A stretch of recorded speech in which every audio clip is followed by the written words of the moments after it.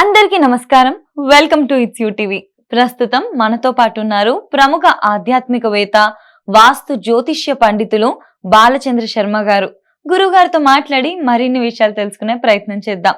అంతకంటే ముందు ఇటువంటి ఆధ్యాత్మిక పరమైన వీడియోస్ కోసం ఇప్పుడే మన ఛానల్ ని సబ్స్క్రైబ్ చేసుకోండి. నమస్కారం గురుగారు. నమస్కారం. గురుగారు, ఒక ఇంట్లో మనం చూసుకున్నట్లయితే ఎన్నో సమస్యలు, రకరకాల సమస్యలు ఉంటాయి. ఒక్కొక్కరికి ఒక్కొక్క రకమైన సమస్య. ఇంట్లో భార్యకు ఒక రకమైనవి, పిల్లలకి చదువు విషయంలో కానివ్వండి, ఉద్యోగం చేసే వాళ్ళకి, ఇలా రకరకాల సమస్యలు మనం ఒక్కింట్లోనే చూసుకోవచ్చు. అండ్ ఇంకొకటి ఏంటంటే, అందరు కూడా ఒక రాశి వాళ్ళు ఉంటారు.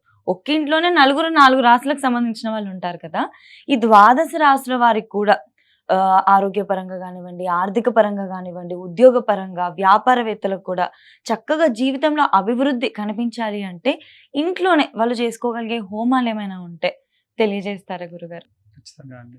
గురుగారు, ఇప్పుడు మిథున రాశి వారు ఇంట్లో ఏ విధంగా చక్కగా హోమం చేసుకుంటే వాళ్ళకి బాగుంటుంది? ఏ రకమైన హోమాలు చేసుకోవాలి? శ్రీమాత్రే నమః, శ్రీ గురుభ్యో నమః. మిథున రాశి వాళ్ళకి సంబంధించి మనం చూసుకుంటే ఆ రాశి కూడా ఎలా ఉంటుంది అనంటే, ఆడ మగ ఇద్దరు కూడా కలిసి ఉన్న, అంటే కలిసి నీటిని అలా ఉంచుతున్నట్టుగా కనిపిస్తుంది. మిథునం అంటేనే చాలా మంది మైథునం అనుకుంటారు. మిథునం అనే దానికి అర్థం ఏంటంటే బెటర్ హాఫ్, ఒకరికొకరు అని అర్థం. ద్వంద్వ ప్రవృత్తి కలవాళ్ళు అని అర్థం. వీరి రాశాధిపతి బుధుడి యొక్క తత్వం కూడా అంతే. ఆడ మగ ఇద్దరు శరీరంలో కలిసి ఉంటారు. అర్ధనారీశ్వరుడు అనుకోండి, వెంకటేశ్వరుడు అనుకోండి. చాలా మంది శివుడే అర్ధనారీశ్వరుడు అని అనుకుంటారండి, తప్పు. విష్ణువు కూడా అర్ధనారీశ్వరుడే. ఎలా అంటే, మనందరికీ తెలుసు శివుడు ఇలా ఇచ్చాడు అర్ధభాగం. వెంకటేశ్వర స్వామి నడుం వరకే ఆయన, ఇదంతా కూడా అమ్మవారికి ఇచ్చేస్తాడు. అందుకే చూడండి, హృదయంలో ఎవరుంటారు? ఇదంతా సువర్ణ లక్ష్మి. బుధవారం నాడు వెళ్తే నిజరూప దర్శనం అని చెప్పి స్వామివారి శరీరం అంతా గంధం, ఈ లోపల కూడా గంధం అద్ది గంధాన్ని తీసి వారం రోజులు దాన్నే పంచుతారు. ఇక్కడ నుండి ఇక్కడికి స్వామివారి యొక్క ఉగ్రనారసింహస్వామి రూపం ఉంటే ఇక్కడి నుంచి ఇక్కడికి మళ్ళీ అమ్మవారి రూపంలాగా కనిపిస్తుంది. స్వామివారు అలా అమ్మవారికి ఇచ్చేశారు. ఇంకోటి ఏంటంటే, శివుడు విష్ణువు ఇద్దరు ఒకటే. శివుడన్నా విష్ణువు అన్నా వేరు వేరు ఎప్పటికీ కాదు. శివాయ విష్ణు రూపాయ శివయే, శివోశ్చరదయం విష్ణు, విష్ణోశ్చరదయం శివం. అయితే మనందరికీ తెలుసు శ్రీ శైలము అని అంటారు, అంతే కదా. శ్రీ శైలం అంటే పర్వతం, తిరుమలై అంతేనా. తిరు అంటే తమిళంలో తిరు అంటే, తెలుగులో శ్రీని వాళ్ళు తిరు అంటారు. మలై అని అంటే పర్వతం. చూడండి, ఇక్కడ శ్రీశైలం అన్న తిరుమల అన్న అర్థం ఒకటే. అలాగే తిరుమలలో ఉన్నటువంటి స్వామివారి పేరేంటి? వెంకట ఈశ్వరుడు. వెంకటేశ్వరుడు. మరి ఈశ్వరుడు అంటే శివుడు కదా? అవును. కాదు, అసలు శివుడు అన్న పదానికి గాని అర్థము శివుడు అని కాదు. మరి ఈశ్వర శబ్దానికి అర్థం సర్వవ్యాపకుడు. ఇందుగలడు అందులేదను సందేహము వలదు చక్రి, ఎందెందు వెతికిన అందందే కలడు అని చెప్పి మనం విష్ణుమూర్తి గురించి అంటాం. శివుడి యొక్క రుద్రం అదే చెప్తుంది. నమశ్చోరాయచ నమ కపర్దినేచ. చోరులు, మీ ఇంట్లో వాడు దొంగతనం చేయడానికి వచ్చిన వాళ్ళు, మీ ఇంటికి కపర్ది అడుక్కునేవాడిగా వచ్చింది కూడా నేనే. సో రెండు చెప్పేది ఏమిటంటే, అంతా కూడా మేమే వ్యాపించి ఉన్నాం, సర్వవ్యాపకుడు అని అర్థం. వేం అనంటే కష్టములు, కట అంటే నరికేవాడు, ఈశ్వర అంటే సర్వం వ్యాపించి ఉన్నవాడు. స్వామివారు గురించి మీరు మాట్లాడినా మాట్లాడకపోయినా ఇగో ఇక్కడ అంతా కూడా స్వామివారు ఉన్నారు.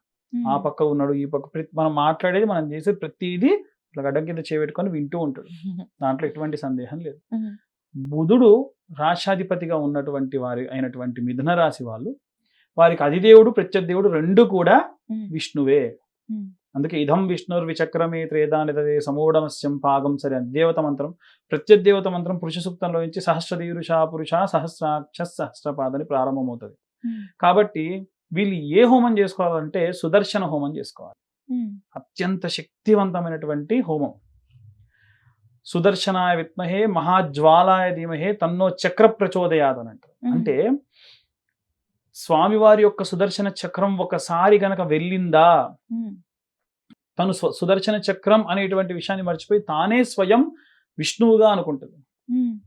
అప్పుడు ఎదురుగా ఉన్నటువంటిది ఏదైనా సరే అది చీల్చేసి వచ్చేయడం తప్ప వేరే ఇంకా వెనక్కి ముందుకి చూడదు. కాబట్టి సుదర్శన హోమము అత్యంత క్లేశమైనటువంటి పరిస్థితుల నుండి కూడా బయటపడవేసేటువంటి శక్తి ఇచ్చేటువంటిది సుదర్శన హోమం. వీరు సుదర్శన హోమం చేసుకోవాలి. ఎందుకండి ముందంతా అది చెప్పారు, హోమం గురించి ఒకటి చెప్తే సరిపోతుంది కదా చాలా మంది అనుకుంటూ ఉంటారు. అంటే మీరు చేసే హోమం ఎందుకు చేయాలి, ఎందుకు వెంకటేశ్వర స్వామి అంత శక్తివంతుడు, ఎందుకు ఆయన సర్వవ్యాపకుడు అని తెలిస్తే ఇంట్రెస్ట్ గా చేస్తారనే నా ఉద్దేశం. మనం చాలా మంది హోమాలు పూజలు చేసేటప్పుడు ఏంటంటే గృహప్రవేశాలకు వెళ్ళి కూర్చుంటాం కదమ్మా, కూర్చోగానే పంతులు మీరు కానివ్వండి, మిమ్మల్ని ఎందుకు ఆపడం, క్యాటరింగ్ అతను వచ్చాడా, కింద వాటర్ బాటిల్స్ వచ్చాయా రమ్మని చెప్పు.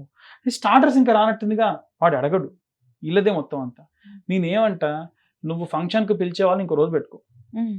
నీ ఇంట్లో చేసుకునేటువంటి క్రతువు చాలా ముఖ్యమైనది. మళ్ళీ మళ్ళీ చేస్తారమ్మా, జీవితంలో ఒక్కసారి గృహప్రవేశం చేయడం ఈ రోజులో గొప్ప. సరే చేయొచ్చు, చేసేవాళ్ళు ఉన్నారు. దాన్ని కూడా చిత్తం శివుడి మీద భక్తి చెప్పుల మీద పెట్టినట్టు అలా ఉంటే ఎలా? అవునా కాదా? పాపం వచ్చి కూర్చున్న బ్రాహ్మడు ఒకసారి 2 సార్లు 3 సార్లు పాపం ఏదో ఇంట్రెస్ట్ గా చెప్పాలని చూస్తాను, 4వ సారి కట్ చేసి పడేది. ఆయనకు మాత్రం ఎందుకు, నాకెందుకు కంటశోష, నేను మొత్తుకోని చెప్పి ఏం లాభం అని చెప్పేసి.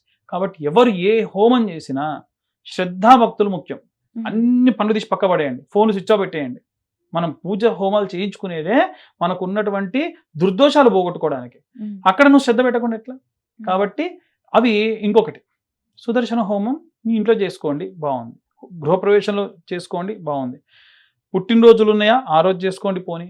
లేదు మీరు ప్రతి సంవత్సరం మీ ఇంట్లో మీ యజమాని పుట్టినరోజు నాడు ఈ హోమాలు చేసుకోండి. ఉదాహరణకు నేను ఒక్కొక్క రాశి వాళ్ళకి ఒక్కొక్క హోమం చెప్పానమ్మా. అదేందండి ఇప్పుడు ఒక్కొక్క హోమం ఒక్కొక్కసారి మేము చేసుకోవాలంటే కాదు. ఇంటి యజమాని పుట్టినరోజు, ఇంటి యజమాని బాగుంటే అందరం బాగుంటాం. ఇంటి యజమాని పుట్టినరోజు నాడు ఉదాహరణకు నేను గణపతి హోమం చేయించుకోమన్నాను. గణపతి హోమం ఎట్లాగో చేస్తారు. సుదర్శన హోమం చేయించుకోమన్నా, సుదర్శన హోమం చేసుకోండి. మహాలక్ష్మి హోమం చేసుకోండి. నవగ్రహాలు వద్దన్నా ఆయన మహా అయితే ఉన్న అర్చకుడికి ఒక 20 నిమిషాలు ఎక్కువ కాబట్టి ఆయన ఫీల్ కాడు, అయ్యో చేద్దాం తప్పలేదండి ఇవన్నీ చేయొచ్చు, మీరు మనం అనుకున్న బడ్జెట్ లోనే ఇవన్నీ చేద్దామని. అలా చేసుకోమంటున్నా తప్ప ఒక్కొక్కలది ఒక్కొక్క రోజు చేసుకోమని అండ్ చేసుకునేటప్పుడు శ్రద్ధగా చేసుకోండి. పనులన్నీ పక్కకు పెట్టుకోండి.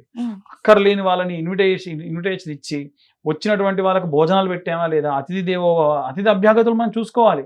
దానికి సపరేట్గా ఒక రోజు పెట్టుకోండి అంతే తప్ప మీరు పూజ లేదా బ్రాహ్మీ ముహూర్తంలో చేసుకోండి హోమం, అప్పుడు ఎవరు రారు, డిస్టర్బ్ చేయరుగా. అలా చేసుకోండి, ఇంకా మంచి సత్ఫలితాలు డబుల్ వస్తాయి. అలా చేసుకోండి. ఇవే కాకుండా ఎక్కడన్నా దేవాలయాల్లో జరిగిన మీరు కాంట్రిబ్యూట్ చేయండి. ఉదాహరణకు మీరు వెళ్ళలేరు, మీ ఆవిడది మిథున రాశి, ఆమెను పంపించండి, అమ్మా సుదర్శన హోమం జరుగుతుంది, నువ్వు పోతల్లి, నువ్వు వెళ్ళు హోమం చేయి. ఎండిపోయిన తులసి కాడలు ఉంటాయి కొంతమంది, అవి తీసుకెళ్ళి ఇవ్వండి. పూర్ణాహుతి లాంటి వాటికి వాడతారు, తప్పులేదు, మంచిదే. రెండవది, ఇంట్లో ఏమైనా సరే మారేడు దళాలు ఏమన్నా ఉంటే ముందుగా పూజ చేసే దానికి వాడతారు, పంపించండి.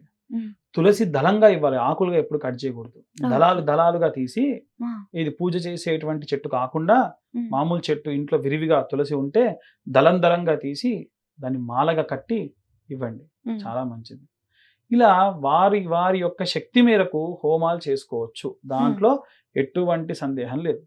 అయితే మనం మళ్ళీ అంటే ప్రతి వీడియోలో చెబుతూ ఉన్నాను, కుజదోషము, కాలసర్పదోషము, పితృదోషాలు అనేటువంటివి విపరీతంగా ఇవాళ రేపు చాలా మంది డయాగ్నేట్ చేస్తూ ఉన్నారు. అంటే ఒక హాస్పిటల్కి వెళ్తే టెస్టులు చేసి మీకు షుగర్ ఉంది, బీపీ ఉంది, థైరాయిడ్ ఉంది, ఇలా ఎలా చెప్తున్నారో ఈ 3 కామంగా చెప్తున్నారు. దానికి సంబంధించి మేషరాశి వీడియోలో క్లియర్ గా చెప్పాను. ఏమని, కుజదోషం ఉన్న వాళ్ళు ఏ రెమెడీ చేసుకోవచ్చు, పితృదోషాలు ఉన్న వాళ్ళు ఎలాంటి రెమెడీస్ ఫాలో కావచ్చు, కాలసర్పదోషం ఉంటే మనం ఎన్ని కాలసర్పదోషాలు ఉంటే ఎలా మనం పూజ చేసుకోవచ్చు. కాబట్టి అలా చేసుకోండి, సరిపోతుంది. గురుగారు, ఇంట్లో నెగిటివ్ ఎనర్జీ ఉండొద్దు అని అనుకుంటే హోమాలతో పాటు కూడా ఇంట్లో ప్రతిరోజు నిత్యం కూడా ఎటువంటి ఆరాధన చేసుకుంటే బాగుంటది? ప్రశ్న. విష్ణు సహస్రనామ ఆరాధన వీళ్ళు చేస్తే చాలా మంచిది. దాంట్లో మనెవ్వరికీ తెలవకుండా విష్ణు సహస్రనామాన్ని గనక మీరు ఒక 41 సార్లు నిత్యము వినండి. అసలు 11వ తర్వాత నుంచే శాంతాకారం భుజగశయనం పద్మనాభం సురేశం విశ్వాకారం గగన సదృశం మేఘవర్ణం శుభాంగం, స్వామివారి కళ్ళ ముందు అలా కనిపిస్తుంటారు. క్షీరోధర్మ ప్రదేశే శుచిమని విరసైకతే మోక్తికానాం. అసలు ఆ వాయిస్ అట్లా వింటుంటేనే మీకు రోమాలు నిక్కబొడిచి అరే మనం కూడా కొంచెం చూసుకుంటూ చదివే ప్రయత్నం చేద్దాం అనేటువంటి భావం కలుగుతుంది. ఎప్పుడైతే మనము చాలా మంది ఈ మధ్య కాలంలో మన శృంగేరి పీఠాధిపతులు చిన్న గురువు గారు కూడా అద్భుతంగా చెప్పారు. చాలా మందికి టైం లేదండి అంటారంట. 24 గంటల్లో నువ్వు పొద్దున్న కళ్ళు తెరిచి లేచి చూస్తున్నావు అంటే భగవంతుడి దయ, రాత్రి నిద్రలోనే పోయే అవకాశం ఉంది నువ్వు. అటువంటిది కళ్ళు తెరిచి లేచి నువ్వు ప్రపంచాన్ని చూస్తున్నావు అంటే భగవంతుడు ఇచ్చిన భిక్ష. ఆయన నీకు ఇచ్చిన భిక్ష 24 గంటలు. దాంట్లో 12 గంటలో 10 గంటలో 8 గంటలో పడుకుంటున్నావు, మిగిలిన 2-3 గంటలు కాలకృత్యాలకు వదిలేస్తున్నావు. దేవుణ్ణి స్తుతించడానికి 10 లక్షల జీవరాశులు ఉంటే 9,99,999 జీవరాశులు కూడా ఏవి కూడా రామ కృష్ణ అనలేవు. నీ ఒక్కడికి ఉందా అవకాశం? 10 నిమిషాలు భగవంతుడికి కేటాయించలేవయ్యా. అది కూడా లేదు అంటే నీకు ఏం చేయలేవు. పోనీ నేను చాలా మంది చాలా బిజీగా ఉండేటువంటి వాళ్ళు, మా అన్నయ్యే ఎక్కడో ఎందుకండి సింగపూర్లో ఉంటారు. మాటల్లో మా పెదనాన్న గారు అబ్బాయి గౌతమ్ అని పేరు, ఆయన చాగంటి గారికి సంబంధించినటువంటి స్కాంద పురాణాలు, రామాయణ భాగవతాలు, ఆయన వెరీ బిజీ పర్సన్ అన్నమాట జాబ్ విషయంలో. ట్రైన్లో వెళ్తూ ఎందుకని చెప్పి అడ్డమైన మ్యూజిక్లు ఈ రీల్స్ చూడకుండా ఆయన వింటాడంట. ఎంత బాగా అనిపించింది. సో నీ బిజీ లైఫ్ లో కనీసం నువ్వు పూజ చేయలేవు, సరే ఇవన్నీ చేయి. శ్రవణ మాత్రం చేత కలియుగంలో విశేష సత్ఫలితాలు పొందొచ్చు. భాగవతాలు, రామాయణాలు, సుందరాకాండ పారాయణం మన కోసం, మన అదృష్టం. చాగంటి గారు లాంటి వారు ఉన్నటువంటి బతికి ఉండి తిరిగినటువంటి సమయంలో మనం ఉన్నాం, వింటున్నాం. సామవేదం లాంటి వారు, గరికపాటి లాంటి వారు, ఈ మధ్య నండూరి శ్రీనివాస గారు లాంటి వారు, ఇంత గొప్ప గొప్ప వాళ్ళందరూ కూడా మన కోసము వాళ్ళ యొక్క టైంని, వాళ్ళు ప్రొఫెషనల్ టైంని వదిలేసి మన కోసం ఈ యొక్క ప్రవచనాల రూపంలో వేదాలు, పురాణాలు, ఇతిహాసాలు చెప్తున్నారు. విందాం కనీసం. దానివల్ల మంచి సత్ఫలితాలు పొందవచ్చు. అలా చేయండి, సరిపోతుంది. ఖచ్చితంగా గురుగారు. అంటే ఫ్రీగా లేము, బిజీ ఉన్నాం అంటే మనకే తెలియకుండా మనం వేస్ట్ చేసే టైం చాలా ఉంది. పూజ చేయకపోయినా వినడం ద్వారా కూడా చాలా ఫలితాలు. కలియుగంలో ఈ కనీసం తప్పు చేద్దామన్న ఆలోచన వచ్చినా అందులో 10వ వంతు మీకు దోషం. తిరుమలకు వెళ్ళానండి, ఆ ఆనంద నిలయం స్వామివారు అని అనుకున్న మాత్రం చేత దర్శనం చేసిన దానికి డబల్ ప్రతిఫలం మనకు వస్తుంది. కాబట్టి నువ్వేం చేస్తావు మీ ఇష్టం. ఖచ్చితంగా గురుగారు చాలా చక్కగా వివరించారు గురుగారు. ధన్యవాదాలు.